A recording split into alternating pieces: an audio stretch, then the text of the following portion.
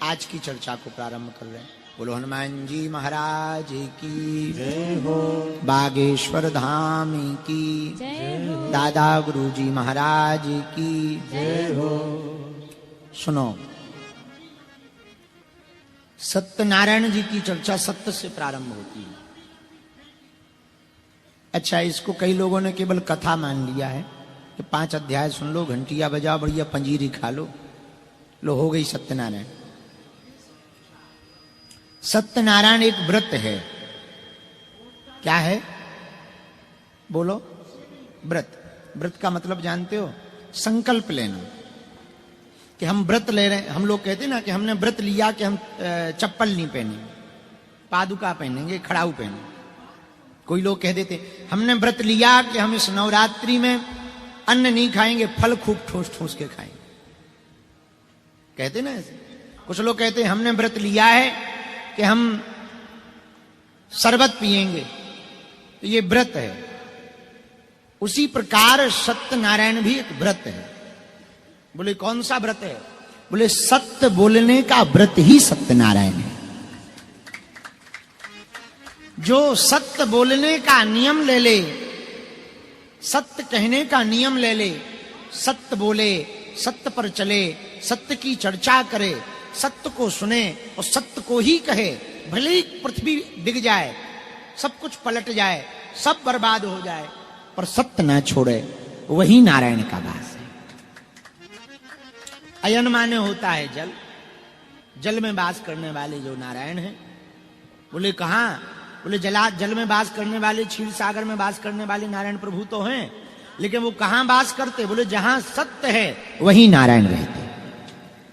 कई लोग पूछते भगवान का पता बताओ। भगवान का कोई ऐसा पता थोड़ी है कि चलो भाई फलानी जगह चले जाओ, ये लोकेशन, वहीं भगवान मिलेंगे। भगवान कहां? बोले जहां सत्य है वहीं भगवान है। धर्म कहां? धर्म ना दूसर सत्य समाना। जहां सत्य है वहीं धर्म है, जहां भगवान सत्य है वहीं नारायण है, जहां सत्यता है वहीं परमात्मा का वास है, और जहां असत्यता है वहीं से परमात्मा का जाना हो जाता है। तो सत्य के व्रत को ले लेना सत्यनारायण का व्रत है। सत्य बोलना, सत्य पर चलना। सत्य के भी अनेक प्रकार होते हैं, केवल बोलना भर नहीं होता है। कई लोग केवल बोलते भर हैं, चलते नहीं। सत्य पर चलना भी होता। कहते हम सत्य बोल रहे भैया। अच्छा, सत्य बोल तो रहे पर सत्य पर चल रहे आप। बोले सत्य पर चलना क्या है? बोले जो कहो उसको कुछ भी हो जाए पूर्ण करो, ये सत्य पर चलना है।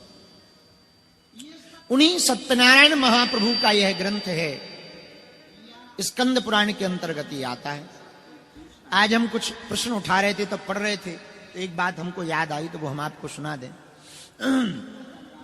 किसी ने कहा कि सत्यनारायण जी की कथा तो है ही नहीं है, उसमें तो ये बताया है कि उसने किया तो ऐसा हुआ, उसने कथा सुनी तो ऐसा हुआ 5वें अध्याय में। वो कथा कौन सी है जो लकड़हारी ने सुनी थी तो उसकी दरिद्रता मिट गई? वो कलावती लीलावती की कथा आती है कि उन्होंने कथा सुनी तो ऐसा हो गया। वो साधु नाम का बानिया आता है, उसके संतान नहीं होती है, वो सत्यनारायण की कथा सुनता है तो हो जाता। तो उसने कौन सी कथा सुनी थी जिससे उसको फल मिला? इस प्रश्न का उत्तर बताओ। तो हमने बहुत खोजा, तब एक बात पाया, उस कथा का नाम ही सत्य है। उन्होंने व्रत लिया, हम सत्य बोलेंगे, हम सत्य पर चलेंगे, हम सत्य का धारण करेंगे। उन्होंने यह जब व्रत लिया, उस व्रत के प्रभाव के कारण भगवान को कृपा करनी पड़ी और उनके मनवांछित मनोरथों को भगवान को पूर्ण करना पड़ा। दूसरी बात, सत्यनारायण भगवान के व्रत पर चलने वाले जितने भी जीव हैं, वो 5 प्रकार के फल को जरूर पाते हैं। पहला फल जो पाते हैं वो सुख समृद्धि का पाते हैं। ढूंढ काय को रह, या तो अंदर आ जाओ या भीतर घुस जाओ।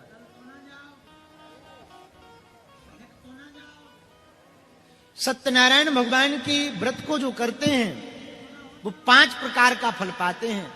पहला फल सुख समृद्धि, दूसरा फल संतान की प्राप्ति, तीसरा फल विजय की प्राप्ति, चौथा फल ऐश्वर्य की प्राप्ति और 5वां फल दारिद्र्य की विनाशति, दारिद्र्य का निवारण। 5 प्रकार के फल तो मिलना ही मिलना है जो सत्य पर चलेगा। एक बात और कहें, सुनो ध्यान से, सत्य पर चलोगे तो एक बात तो ये रहेगी कि आप तनाव मुक्त रहोगे, क्योंकि झूठ बोलने पर याद करना पड़ता है कि हमने अमुक आदमी से क्या झूठ बोला। अब सत्य बोलने वाले को क्या हलवा याद करना, जो है सो है। भाई जो झूठ बोले बताओ कितने लड़का है, हो 2 तुम कहो 3, तो ध्यान करना पड़ता है कि फलाने को 3 बता दिए। अब वो दोबारा पूछे कहीं 2 ना निकल आए, तो ध्यान करना पड़ता कि नहीं।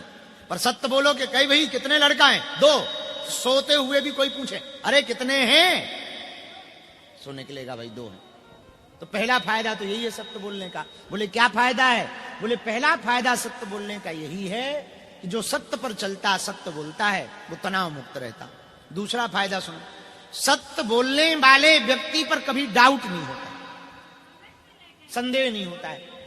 आप सत्य बोलने लगो, सत्य पर चलने लगो तो कुछ दिनों तक तो दिक्कत जाएगी, फिर सब लोग आप पर भरोसा।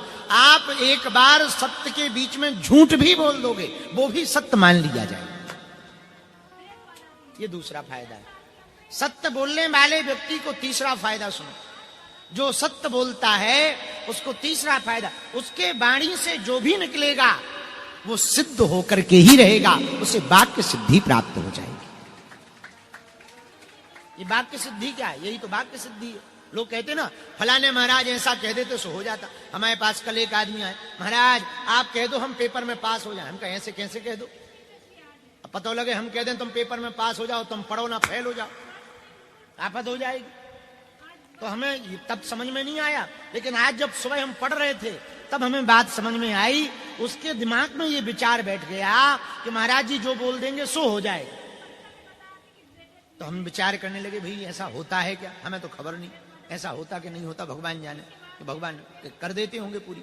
पर अब आज हमें समझ में आ गया, जो व्यक्ति यथा सत्य बोलेगा, सत्य पर चलेगा, सत्य कहेगा, सत्य को पूर्ण रूप से बोलेगा महाराज जी, उस व्यक्ति को बिना कोई मंत्र जप किए, बिना किसी गुरु के पास जाए वाक्य सिद्धि मिल जाए। ये फायदा है। चौथी बात सुनो सत्य बोलने वाले व्यक्ति को। चौथी बात है कि यदि कोई व्यक्ति सत्य बोलेगा तो यदि उसने कह दिया कि परमात्मा को यहां प्रकट होना है तो ब्रह्म को प्रकट होना पड़ेगा। धर्म न दूसर सत्य समाना, भगवान का नाम ही सत्य है। और श्रीमद् भागवत में तो भगवान श्री कृष्ण की स्तुति सत्य कह करके कही, सत्यव्रतम सत्य परम त्रिसत्यम सत्यस्य योनिम निहितम च सत्ये सत्यस्य सत्यम मृतनेत्र सत्यम सत्यात्मकम त्वाम शरणम प्रपन्नः। सत्य से ही पूर्ण ब्रह्म परमात्मा भगवान श्री कृष्ण प्रकट होते हैं। देवता 9 बार सत्य सत्य कह करके भगवान की स्तुति करते हैं कि आप ही सत्य हैं, आपसे ही सब कुछ बना है। एक बात कहें, ब्रह्म को पाने का सबसे सरल रास्ता है सत्य का मार्ग। लेकिन अब आज के जमाने में तो बड़ी विचित्रता आ गई है। आज के जमाने में सब कुछ खोजा जा सकता, सत्य आदमी खोजना बड़ा कठिन है। क्योंकि आज के जमाने में कुछ लोग कहते हैं वही आदमी सफल है जो झूठ बोलता, जो जितना ज्यादा झूठ बोले उतना ही सफल।